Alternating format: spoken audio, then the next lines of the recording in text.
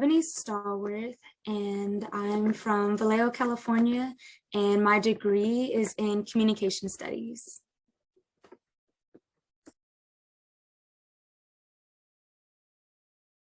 I'm currently an administrative assistant. I recently got my job at Comcast, so I'll be an administrative assistant there. But on the other hand, I also do knitwear design. So I like working with fiber to make fiber art, and I also make music.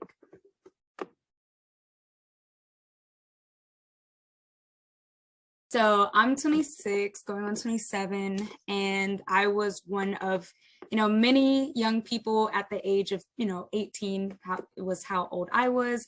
And I went straight into a 4-year. I had applied to a few different schools, one in New York, 2 in California, and 1 in Arizona, Northern Arizona University. And my dad's a veteran, so even though I wanted to go to NAU and I believe I had an academic and track scholarship, my worry was, well, I've been running track all my life, but I've been having this itch to be a student only. What happens if I get injured? I've never been to Arizona before. I was in a college readiness program in high school, so I knew a bit about colleges, but I was mainly taught about in-state colleges. They didn't really teach us too much about out-of-state and like what we were allowed to do, what that process would look like. So I felt, a lot of my friends would say that I could be a risk taker, but in this situation, I was like, maybe not be a risk taker this time. So I stayed out here. I was a humanities and religious studies major because I love studying cultures and religions and, what it means to be human. So the transition to communication studies, honestly, was nice. It made sense to me. And I felt like I kind of missed that boat, like I missed that dream. And, a lot of people say like, oh, it's never too late to go to school. And I had older family members who had gone back. But, just because you believe that for other people doesn't mean it's always easy for you to take in for yourself. While I was out of school, I had been in an entrepreneurial fellowship. I had applied and gotten in and pitched my business and everything. And that started to boost my confidence until I think I got right before the pandemic, or end of 2019, beginning of 2020. It's like the conversation of college, like the internal conversation, had never left my head. It wasn't something that was like a fleeting, and I think a lot of people can relate to this, it wasn't a fleeting feeling, pitching my business to people, to communicating with people that were working on this space. I kept thinking like, I really need more experience in communications. I really need experience in, not only studying human behavior from a humanistic standpoint, but like the science of it. Because if I'm going to create this web space, I need to get that experience. I need to learn from another person. From 2020 on to 2021, it was really like, okay, I know I want to go back, but what does this process look like? Am I going to a community college and then going back? Am I reapplying because, I left, due to mental health reasons? So it's like, I know I can argue that to the dean, it's like, what do I do? And then also the cost of college obviously was like just looming over my head. Like, what do I do? And in that time, I had been in communication on and off with staff at NAU. And so I've been having these conversations of, oh, are you interested? You want to come back? And I was like, yeah, but like, I wasn't telling them like, but there's this in my way and this and then I didn't know if they would even want to hear that. I didn't want to come off like I was complaining. Which I would say, if you need help getting back into college, like explain to people your situation, because you never know who might have resources to help you. Like what you think is an obstacle might not actually be as big of an obstacle as you thought, which is what I had learned. And so I think when it came to 2021, I had been contacted by Margaret. Shout out to Margaret. Margaret's MVP. I'm a planner. So I had been going onto the website. I had been picking out majors. Like I had been sitting there like planning out this whole big scheme, but I hadn't actually gone, okay, here's my application. And I had applied to NAU before. So I knew like I was capable of getting back in, but that was younger me before all of this stuff, that I had gone through. And I think that at that point, I was thinking of all this baggage. like, oh, why would they want me now? And no, she like looks at my transcript. She's like, given your reasons, given your transcripts, you're fine. Just like, just apply, just try to apply. Like if it doesn't work, we can go through next steps to help you get there. And because of my needs in terms of like my work needs, because of like my mental health needs, a big issue I had, and a lot of people with certain types of mental health struggles could probably relate, is that it's not a matter of being able to put in the time. Sometimes it's a matter of like, I can't physically be there every day. I can't physically be there. Like I'll be on top of the reading, top of this, top of that, but physically I can't always be there. And so for me, I had been looking into remote schools, but I wanted a school that was trustworthy. I wanted a school that I had looked into a lot, you know, and so knowing NAU, I already applied to there. So I already had my interest in that school previously. I already desired that, you know, the one big issue going to NAU was that it was out of state.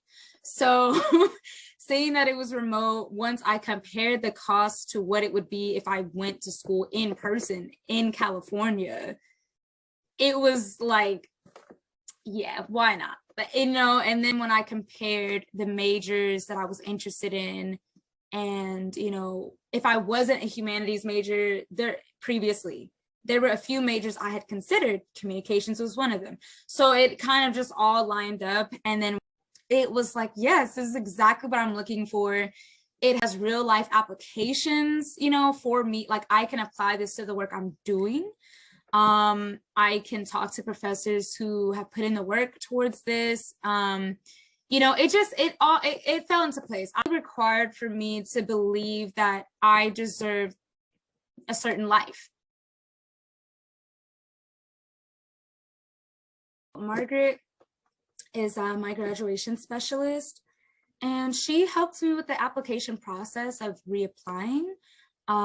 She also helped me finalize which major I was going to go in, and she did so by asking me like, how would I want to apply my degree? So she made it to where whatever I chose was really purposeful. And then we went into specific classes. You know, obviously, you know, you go into any major, it's not like every single class is going to be like, yes, this is the class, you know, every class is great, but every class definitely can be applied pretty well. And so she's definitely helped in that way.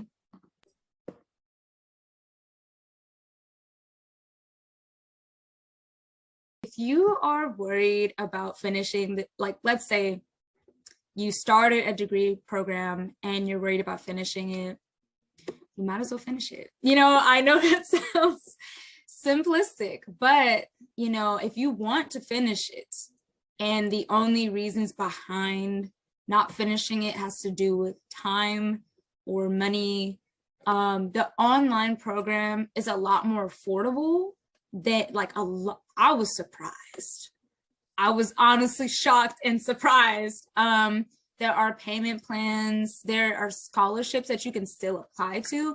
So just because you're an online student doesn't mean that, you know, you might not be able to apply for ones that obviously are in person, but there are plenty that apply to online students. And then of course, there's still scholarships that are outside of the university that would still apply to you because you are a university student. So if that's a concern, you know, I would say, you know, definitely look into financial support, but it's not impossible.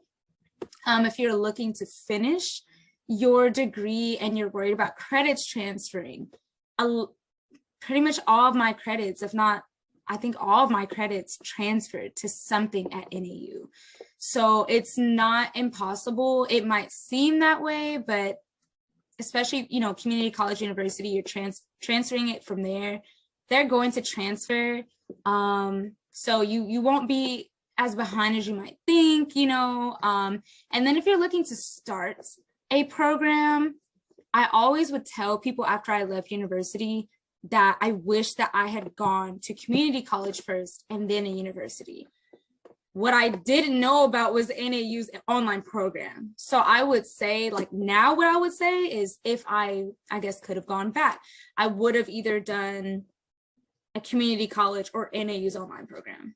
And then the flexibility of also being online, especially in this pandemic age, like, I don't have to worry if I'm going in person and then, oh, all my classes go away because of the pandemic. Like, they're already online, you know.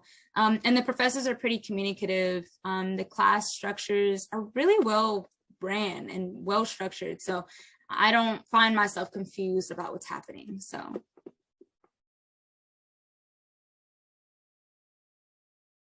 I decided to pick NAU in the first place because when I had looked at their degree programs and I had looked at the specific classes, there were ones that had interested me.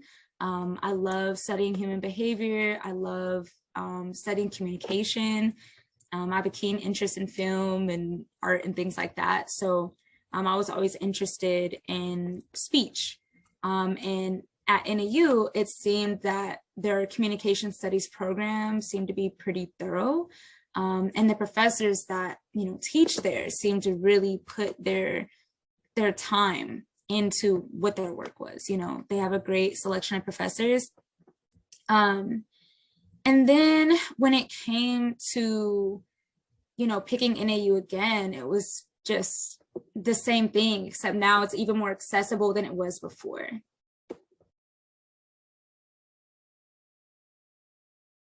Say 8 to 10. I know I'm being indecisive, but I would say if you're in a really similar position to me, I would say 10 because it's super accessible to me.